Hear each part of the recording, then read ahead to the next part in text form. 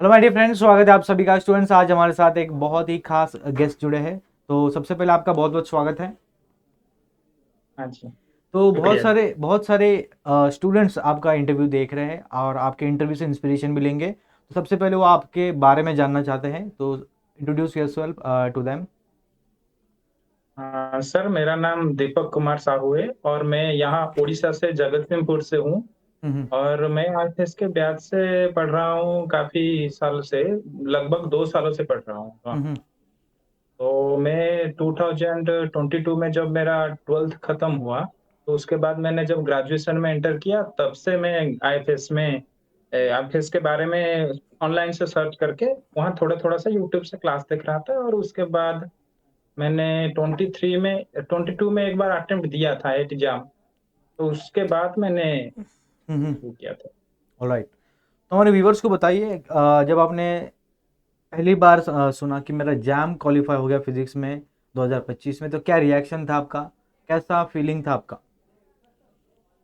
जी, इस बार का फीलिंग थोड़ा सा हटके था, क्योंकि मैंने 2022 में एक बार दिया था और वहाँ मेरा 1100 समथिंग रैंक आया हुआ था।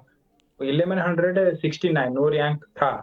तो उस वक्त तो मुझे अच्छे से, मतलब इतना सारा सर पता नहीं था। तो एक बार फिर से मैंने 23 में ट्राई करने का सोचा, लेकिन दिया नहीं।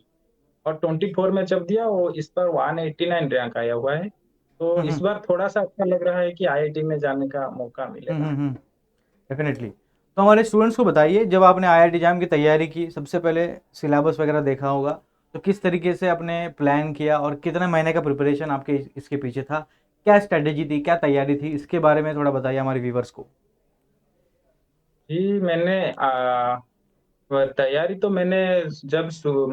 जब ट्वेल्थ फाइनल ईयर दे रहा था, तो मैं जब ट्वेल्थ में जिस कॉलेज में था, हम्म। उस कॉलेज से ऑल इंडिया रैंक 21 जियोलॉजी में एक मेरे सीनियर जो थे उस हम्म। वक्त बीएससी थर्ड ईयर में थे, वो ऑल इंडिया रैंक 20 लाए हुए थे। ओके। तो उससे उनसे मुझे पता चला कि जाम लेके एक होता है और उससे तुम आईआईटी में जा सकते हो बीएससी के बाद भी। हम्म। तो उनसे मुझे पता चला और मैं सोचा कि अगर आईआईटी में जा सकते हैं तो ट्वेल्थ के बाद अगर नहीं जा सका तो हम्म। इस बीएससी के बाद जा सकते हैं। इसलिए मैंने तैयारी फर्स्ट ईयर से ही, उसका सिलेबस वगैरह सब कुछ ले लिया था। और पढ़ाई अच्छे से फर्स्ट ईयर से ही मैंने नोट वगैरह कुछ कुछ बुक से लिखना शुरू कर दिया था, लेकिन हम्म। पढ़ाई अच्छे से शुरू की सेकेंड ईयर, थर्ड सेमेस्टर के एंड में, फोर्थ सेमेस्टर में मैंने शुरू किया। राइट। तो देखिए स्टूडेंट्स, आईआईटी में एंट्री करने के दो मौके आपको लाइफ में मिलते हैं। ये तो जेई के थ्रू जाइए या तो जैम के थ्रू जाइए, ठीक है। और अगर जेई के थ्रू नहीं हुआ इस बार, तो ये बहुत अच्छा मौका है आप सभी के लिए।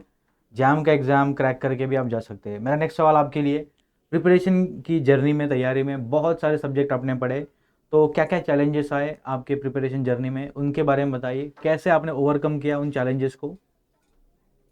जी, मैंने जब फिजिक्स में थोड़ा-सा पढ़ाई किया, तो मैं जब फर्स्ट ईयर में था, वो तब से मैंने थोड़ा-थोड़ा नोट बनाना शुरू किया था।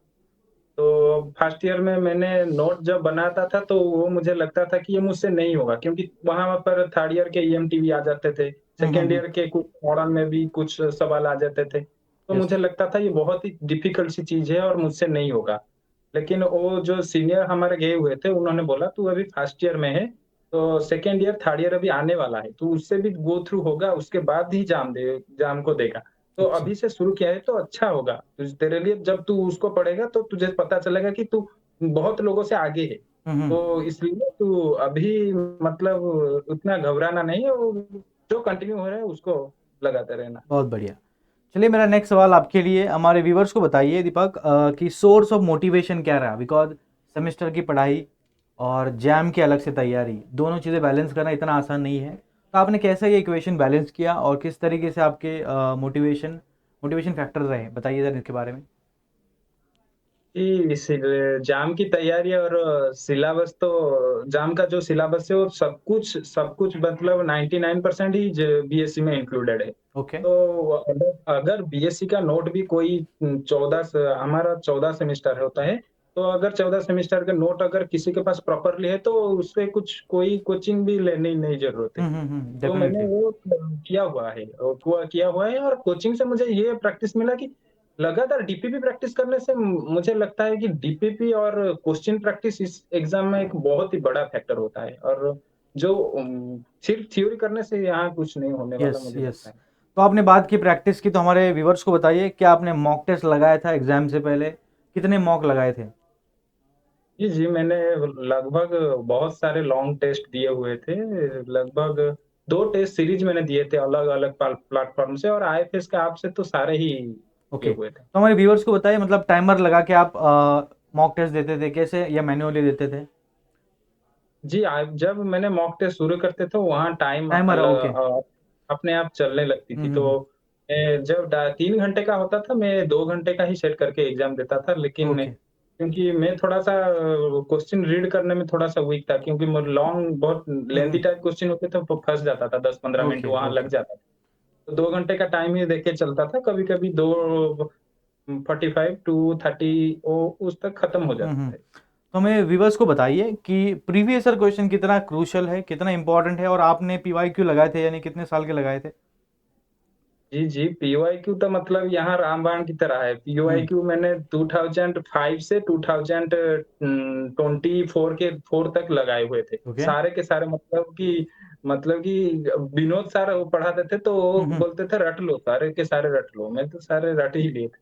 अच्छा, चलिए हमारे व्यूवर्स को बताइए कि बहुत सारे एग्जाम्स है, ठीक है, आईआईटी आईआईटी के अलावा भी। तो वाई आईआईटी, आईआईटी आपने क्यों चूज़ किया? ठीक है, आपका एक सपना था कि अच्छे इंस्टीट्यूट से करना है मास्टर्स, बट वाई आईआईटी, इसके अलावा और कोई रीज़न है?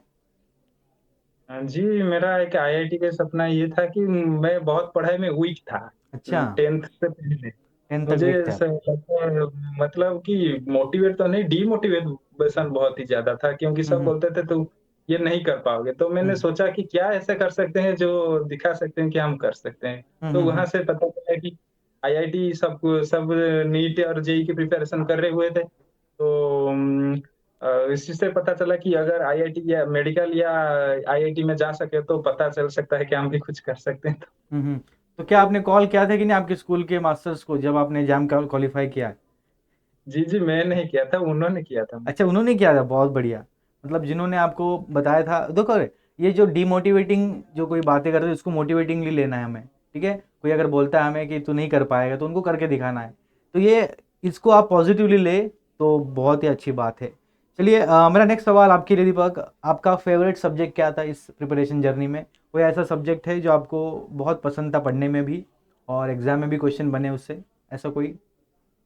थर्मोडायनामिक्स और क्वांटम मैकेनिक्स, अच्छा, ये क्वांटम। दोनों मुझे क्वांटम आपको सबसे। फैसिनेटिंग लगता है? क्वांटम अभी इमर्जिंग, बहुत सारे नए नए जो रिसर्च है क्वांटम से आया है, ठीक है। हाँ, डेफिनेटली सभी आपको पढ़ना चाहिए जो भी तैयारी कर रहे हैं अच्छे से। ऐसा कोई सब्जेक्ट रहा है जो आपके लिए बहुत चैलेंजिंग था? जी, चैलेंजिंग थोड़ा-सा था ऑप्टिक्स। ऑप्टिक्स मुझे ऑप्टिक्स। थोड़ा-सा।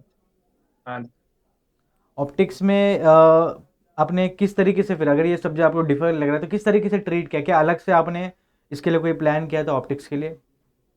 जी नहीं, प्लान नहीं किया था। मैंने ऑप्टिक्स के सवाल थोड़े-से लगाए हुए थे, लेकिन ऑप्टिक्स में थोड़ा-सा मैं क्वेश्चन अंडरस्टैंडिंग में थोड़ा-सा वीक हम्म। लग रहा था मुझे। तो ओके। ऑप्टिक्स से ज़्यादा सवाल प्रैक्टिस किया तब भी मुझे वीक लग रहा था। तो मैंने हम्म। सोचा कि अगर ऑप्टिक्स को बाद में लास्ट में ही करूँगा, और उसके बाद जो आगे आएगा सो कर ऑल लूँगा। Right, all right. तो मैं। चलिए, तो हमारे व्यूवर्स को बताइए क्या कर सकते हो ताकि पहले उनका पहले अटेम्प्ट में निकल जाए, ऐसा कुछ मैसेज आपके थ्रू उनके लिए? जी, मैं तो बोल रहा हूँ, क्लासेस कीजिए, डीपीपी को कंटिन्यूअसली रेगुलरली कीजिए और मॉक टेस्ट दीजिए। उसके बाद कुछ भी करने की ज़रूरत नहीं है, अपने आप जाम क्वालिफाई हो जाए। ऑलराइट, सो बहुत अच्छा लगा आपसे बात करके। आई विश कि बाकी स्टूडेंट्स भी इंस्पिरेशन लेंगे इस इंटरव्यू से। बहुत बहुत शुक्रिया आपका कीमती समय हमारे व्यूवर्स, हमारे स्टूडेंट्स के लिए देने के लिए। बहुत बहुत धन्यवाद। Thank you. Thank you so much.